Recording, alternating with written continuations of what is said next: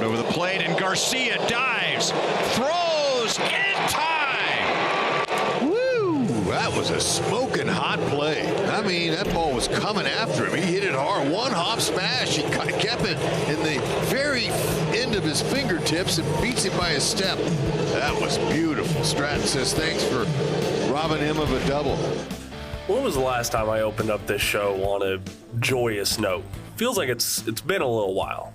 3 games now to be exact. Welcome to the Royals Recap. My name is Jacob Milham. I am one half of the Royals Rundown podcast. Y'all know the spiel by now. Go check out RoyalsReview.com. Game recaps, game threads, Royals rumblings. There are plenty of things to keep you entertained and informed as a Kansas City Royals fan over there, and a great team to do it. So go support them and check out their great work. But tonight, Tuesday night, May 28th, the Kansas City Royals fell once again to the Minnesota Twins, tying a season-high 3-game losing streak. It was an ugly game, and we're not talking like the ugly, scrappy, gutting-it-out game. No. We're talking this was a avert your eyes, this is going to be a rough one to watch sort of game. This felt a lot more one-sided than the 4-2 score may say. All right, and you know what? The Twins very much out-hit the Royals. They had a lot more base runners. 11 hits for Minnesota compared to the Royals 5. And just up and down the lineup, there were struggles tonight. Michael Garcia's 14-game hitting streak ended. Bobby Witt Jr.'s 10-game hitting streak ended. Vinny Pasquantino, day-to-day now with a left leg contusion. There is just a litany of reasons to not only be disappointed with this game, but clearly frustrated with this game. With, just with lineup things, manager Matt Quatraro went with a righty-heavy lineup. And first off, I want to say this about the Twins starter. Simeon Woods Richardson he's a good pitcher. Really is. He has been so far this year. But the Royals made him look like a Cy Young contender tonight. This was a bad game at the plate from them. And we were expecting somewhat of a bounce back after Joe Ryan. We get it. Joe Ryan has had the Royals number for years now.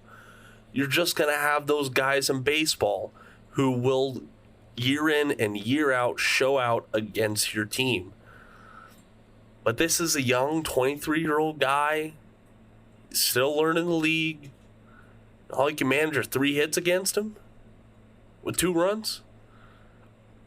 I don't know. It was a disappointing game just from the starting get. In fact, the Royals only had 3 hits until they had 2 hits in the 9th, when they were already trailing by 2 runs. This was just an ugly weekday game. And you know what? It happens. I can throw up my hands about it and move along, but this one is just sticking in my craw. And it's probably what happened with Vinny. So if you haven't seen it yet, I did have a quick little article about it on Kings of Kaufman, so go please check it out over there. What happened was Byron Buxton was trying to leg out an infield hit with Michael Garcia charging in on the ball. Michael threw the ball a little high to Vinny, and Vinny came off the bag, but with Buxton watching the ball, he drifted in a good bit on the infield grass.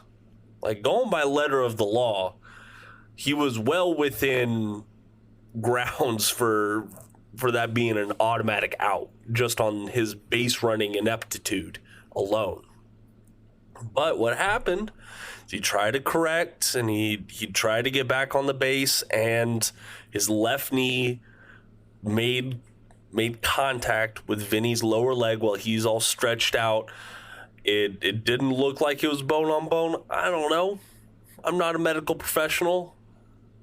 But all I saw was the back of Vinny's leg shaking like jello after it got hit with that knee.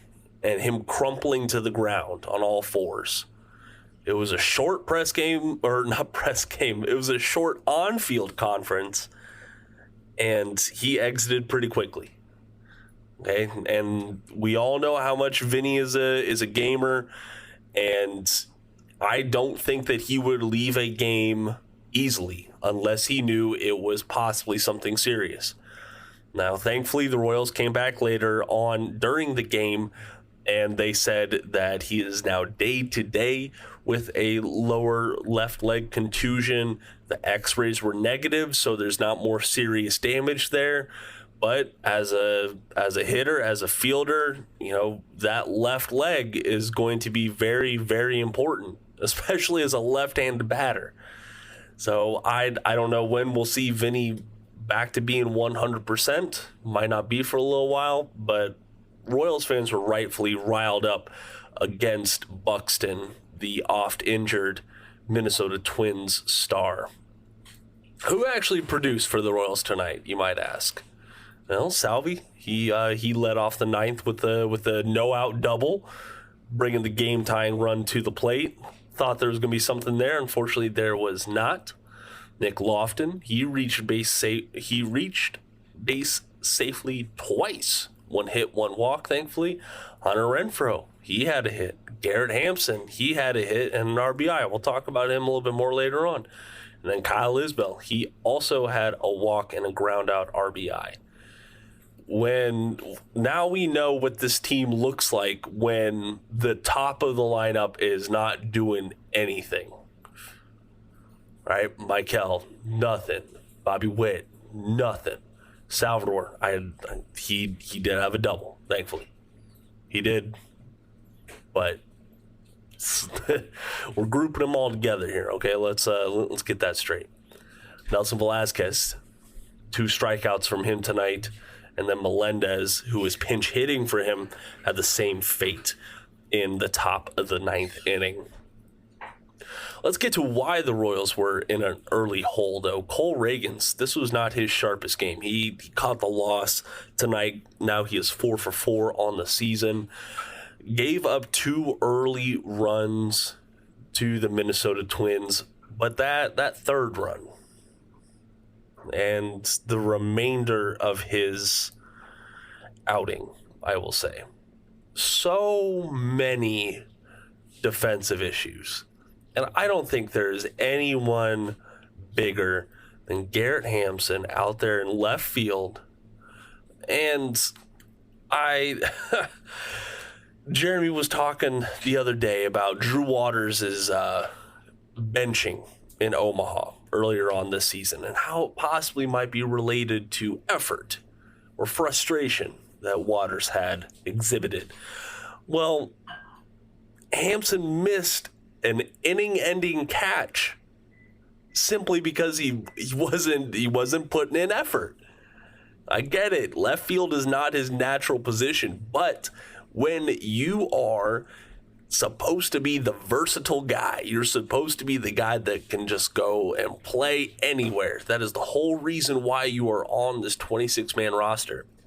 If you can't go do that and make the competent plays, the simple plays in left field, then that's when you're really going to draw the ire of Royals fans. And frankly, this has been a very, very rough stretch for Hampson. He had a multitude of base running blunders down in Tampa Bay. He's had a couple of defensive miscues, to say the least, this season. And we're not expecting him to be Gold Glove level, but we are expecting him to be competent. And tonight he was not. Plain and simple. So if I saw it all over my feed, and I think everyone's kind of fed up with Garrett Hampson, especially when you have other options within the organization that can be doing what he offers, at least in a younger player, and a more controllable player, and frankly a cheaper player. So that marred Ragans' outing. all in all, it was not a terrible outing from him. He was getting hit early and often. His command was struggling in the first 2 innings of the game. That drove his pitch count up. But final line looks acceptable. 5 innings, 9 hits, 3 earned runs, 1 walk, and 7 strikeouts. The 7 strikeouts really saved him, and he started piling them up once he found his changeup later on in the game.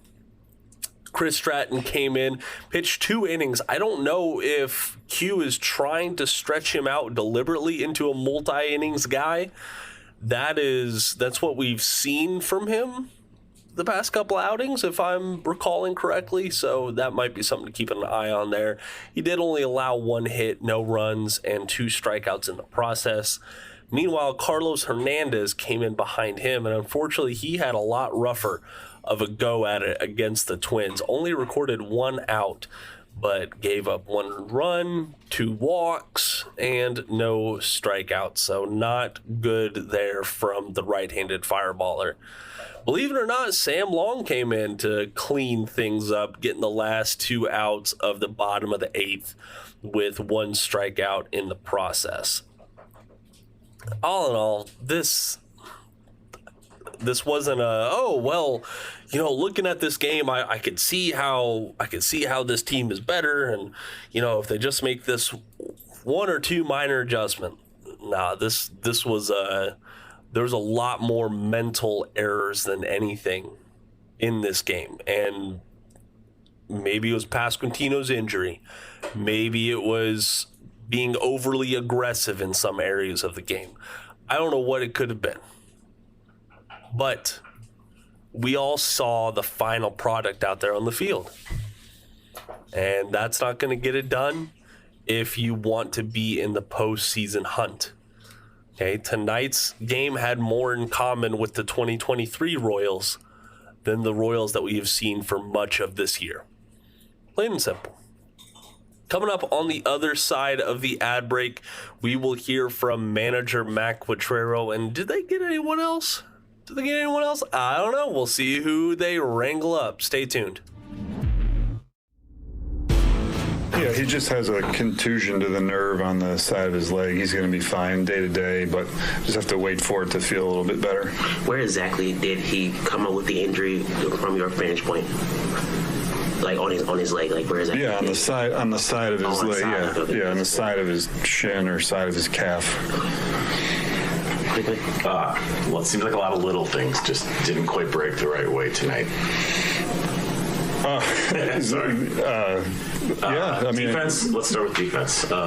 We made some nice defensive plays. We, gave up a run on a misplayed ball, but I don't think we weren't kicking the ball all over the place, but in a close game, that's what happens.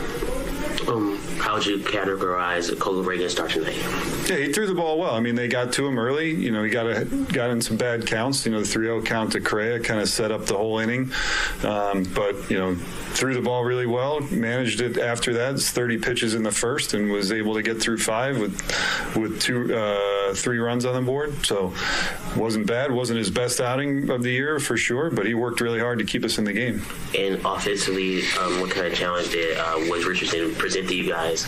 Yeah, he threw a lot of sliders. It didn't seem like we were picking it up. It's a high release. It's a unique, pitch perspective for the slider, and we didn't do much with it. You've had 2 other, 3-game losing streaks this year, just little blips. Turned them around immediately, won 3 straight after one and won 4 straight after the other. What's the key to making sure a hiccup doesn't turn into something bigger? Yeah, making each day its own day. These guys don't care about whether we lost 2 or 3. They're going to come back ready to play tomorrow. Helps to have a guy like Seth Lugo on the mound. Sure. Pitching is the name of the game, man. Pitching's the name of the game. So if we get a good start from him, and we'll be ready to go. Did you send Blanco in the 9th inning, or that was still his own volition? He has a green light. He knows, he was doing a good job of not going on the slide steps and then and trying to go on the ones when he was a little bit slower. Going behind, bad counts. They made me pay for it. I felt like I settled in there a little bit, but just overall, just wasn't wasn't, left some pitches over the plate, and they did damage. Did you turn to your changeup a little bit more going through your start early? I feel like I've always used my changeup, a good bit. They just put some good swings on some good ones, and, that happened. There's something, your fastball was jumping today too. It looked like it was feeling good. How was your command? How'd you feel about it? It was all right. I didn't think it was great, but I didn't think it was terrible either. Like I said, they put some good swings on some good pitches, and some of them I left over the plate, and they made me pay.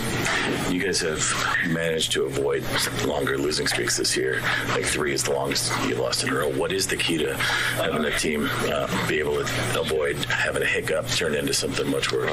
Move on. It's 3 games. There's a lot of baseball left. Move on. It's early in the season. We can't sit here and dwell on it. It's we got to look forward to tomorrow. We got 2 more games against these guys, so there's no point in dwelling on it. What kind of adjustments did you kind of make with Salvi early and then Freddie just trucking their I've thrown to both of them quite a bit, but we talk in between innings, talk about our game plan, and try to execute it. You guys made it exciting in the 9th again. I mean, there's no quit in this team, is there? No, these guys are relentless. It's incredible day in and day out. We're not done till it's done. It's fun to be a part of, fun to watch.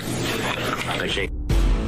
Alrighty, y'all, that is just about going to do it for tonight's Royals recap. Thank you so much for joining me this evening. It's a late one. It's a work night. We're not on the long weekend anymore.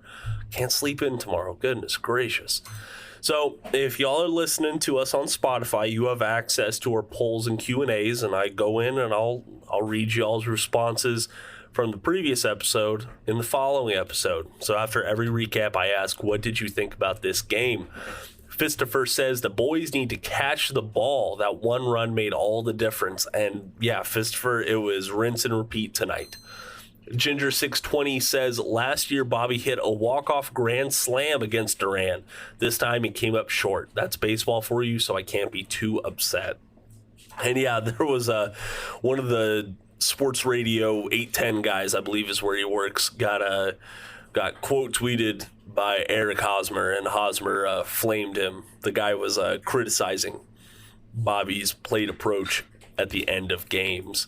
And yeah, so you win some, you lose some. Baseball is all about a game of failure, and we will forgive the failures when you do succeed. And then Luke 57 says, glad to see them mount a big comeback. Sucks that it fell short. Didn't feel great after the back-to-back walks from Marsh. The home run just sucked.